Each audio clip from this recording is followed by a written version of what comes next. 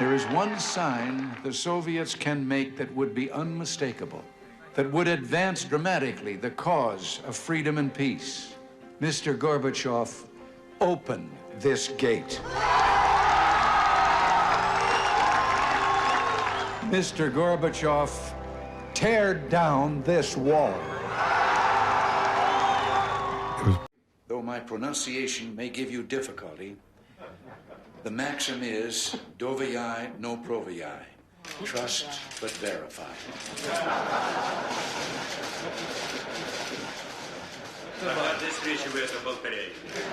You repeat that at every meeting.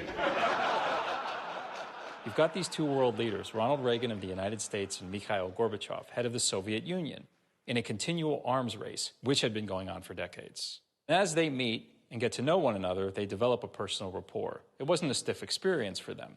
They could both relax a little bit. Both men represented kind of unique moments in their country's histories at this time. Gorbachev became head of the Soviet Union in 1985, and he succeeds a string of aging Soviet leaders. He's young, he's in his 50s, much more reform-minded. He understood that the Soviet Union had to change. At the same time, in the United States in 1980, Ronald Reagan is elected president. Reagan came into office as this confident Cold Warrior.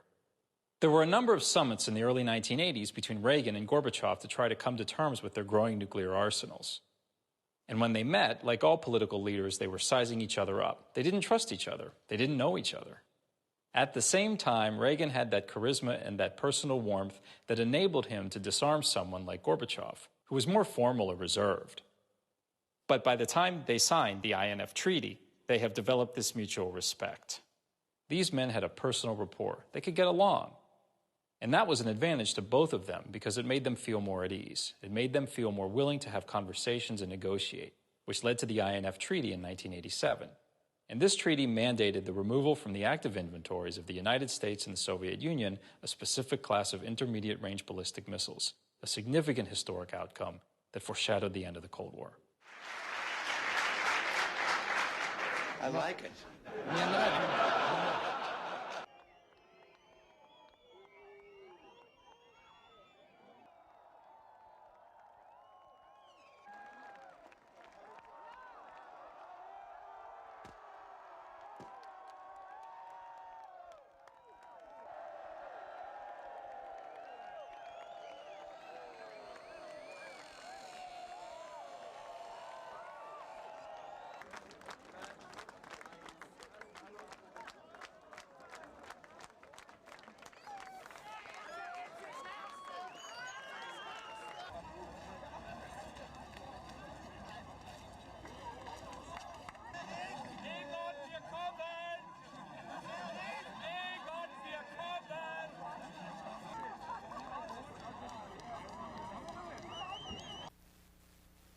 We continue with congressional views of foreign affairs as Senator Joseph Biden talks about the prospects of NATO expansion. He's the senior Democrat on the Foreign Relations Committee and was at the Atlantic Council of the U.S. on Wednesday. He discussed the applications of 3 Central European countries to enter NATO and offered his assessment of the Senate's approval. My topic this evening is the enlargement of the North Atlantic Treaty Organization to include several new democratic Central European countries. And ladies and gentlemen, I propose to divide my talk, if you'll allow me, into 2 parts.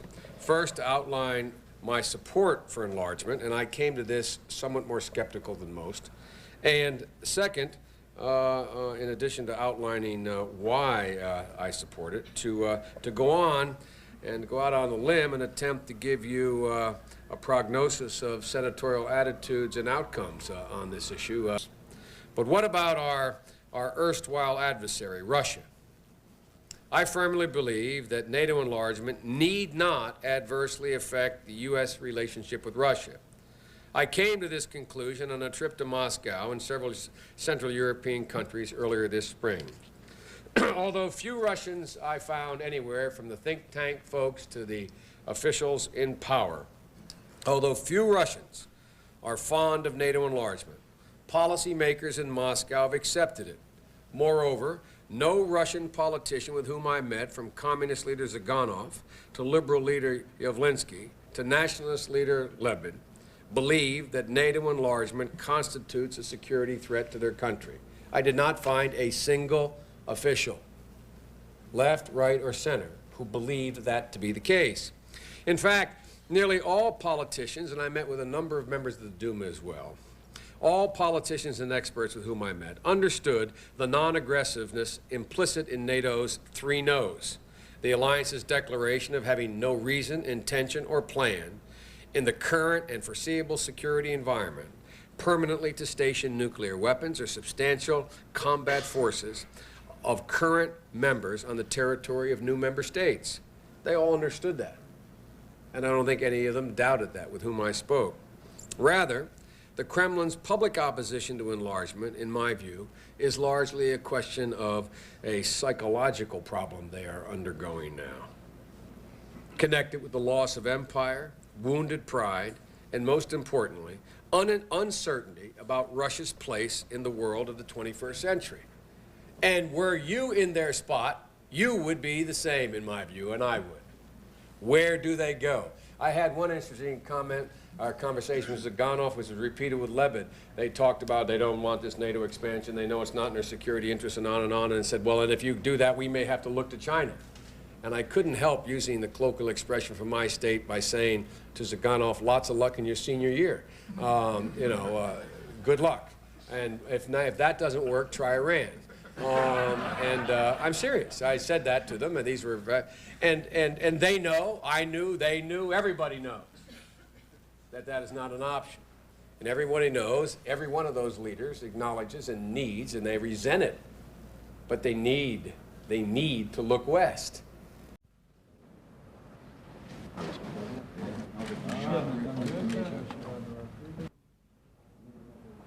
That's very good. Значит, конгрессмены не боятся контроля со стороны молодых. It also means that the congressmen are not, Ошибка. I believe it's a mistake. It's a bad mistake. И меня не убедят заявления, декларации самого такого респектабельного характера относительно того, что России нечего беспокоить. And I'm not persuaded by the assurances that we hear that Russia has nothing to worry about.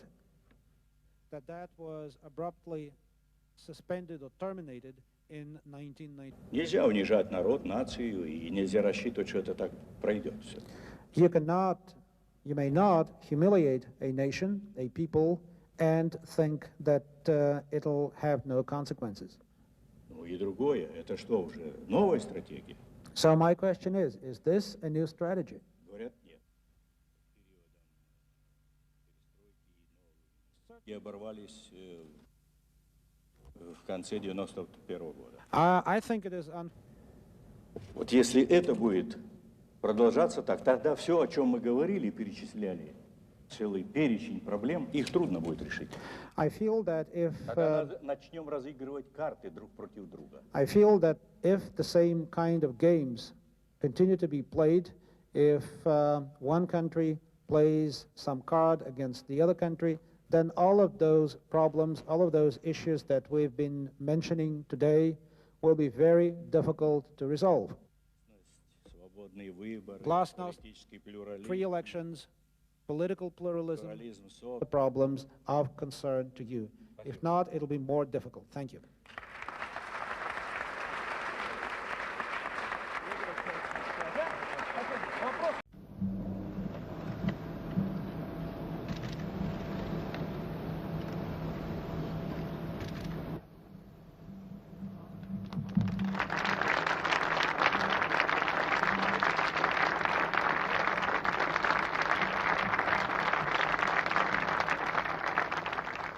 With an open and peaceful transition that enjoys broad public support. Yes, we have more work to do. But for today, we remind the people of... Today we welcome Hungary, Poland, the Czech Republic, finally erasing the boundary line the Cold War artificially imposed on the continent of Europe. Strengthening an alliance that now, clearly, is better preserved to keep the peace and preserve our security into the 21st century. I deplore this. It's not what the world needs today. People noticed after the Cold War that they could live and work together peacefully. Были потушены конфликты, Conflicts were held in check, armies were reduced, and defense budgets cut. Now the idea of a new war is being forced upon us. People who want a military build-up give the impression that the situation is alarming. Actually, they want us to get used to the idea of a new war, a third world war. Listen, I believe that NATO would benefit with Georgia being a member of NATO, and I think Georgia would benefit. And there's a way forward through the Membership Action Plan, and we will work with our partners in NATO to see if we can't make the path a little smoother for Georgia. Georgia's got work to do, and the President understands that. But I'm a believer in the expansion of NATO. I think it's in the world's interest that we expand NATO. President Joe Biden returns to the US upbeat after NATO leaders showed the world that the military alliance is emerging larger and stronger than ever. Biden stopped in Helsinki after what he deemed a successful NATO summit in Lithuania, where allies agreed to language that would further pave the way for Ukraine to also become a future member. I've been doing this a long time. I don't think NATO's ever been stronger. Ukraine's future path to membership was clearly the most divisive and emotionally charged issue at this year's summit. We have made it clear that the further expansion eastwards is unacceptable. Is this not clear? It's not us who are deploying different missiles on the border of the United States. No.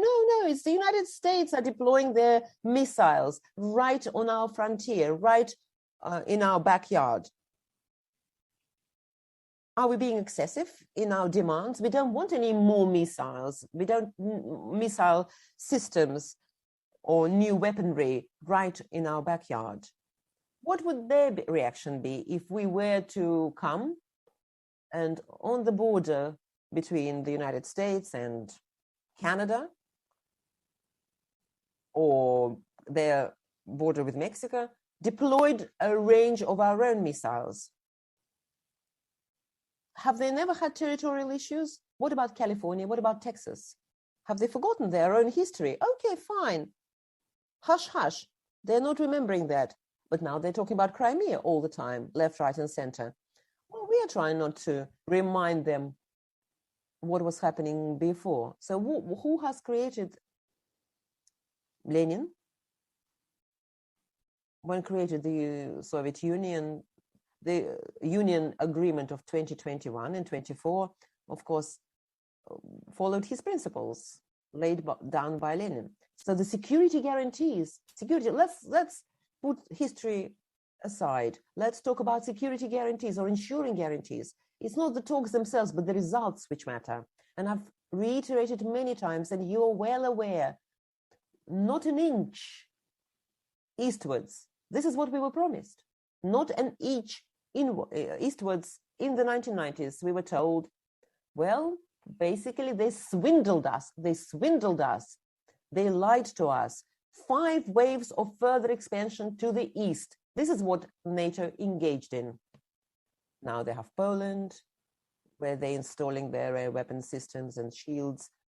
So it's not us threatening them. We didn't come to the border of the United States or the United Kingdom. No, they came to our house, to our border. And now they're saying, oh, now we want Ukraine to be part of us as well. And then they're going to deploy their systems there in Ukraine and their military bases. This is what we're talking about. We don't want those. And you want some guarantees from us. No, you are owing us guarantees now, without any delay, not in decades to come. This is all soft speech about the need of guarantees for all. You should do what you say, what we've planned. Are we threatening anyone? No, we're not. You know, America and its allies are not going, let me emphasize, are not going to be intimidated, are not going to be intimidated by Putin and his reckless words and threats. He's not going to scare us, and he doesn't, or intimidate us. Putin's actions are a sign he's struggling. The sham referenda he carried out, and this routine he put on. Don't worry, it's not on there if you're looking. Okay. He the sham routine that he put on this morning, that's showing the unity and, as people holding hands together. Well, the United States is never going to recognize this. And quite frankly, the world's not going to recognize it either. He can't seize his neighbor's territory and get away with it. It's as simple as that. And they're going to stay the course. They're going to continue to provide military equipment so that Ukraine can defend itself and its territory and its freedom, including additional resources that the Congress is going to give me today of $13 billion more to help the Ukrainians defend themselves and fight back. And we're fully prepared to defend. I want to say this again. America is fully prepared with our NATO allies to defend every single inch of NATO territory. Every single inch. So, Mr. Putin, don't misunderstand what I'm saying. Every inch. And I've been in close touch with our allies. We're announcing new sanctions today as well, that including new authorities to sanction anyone who provides political or economic support to Russia's fraudulent territorial claims. And I've been in close touch with our NATO allies who are united in our resolve to take on his aggression.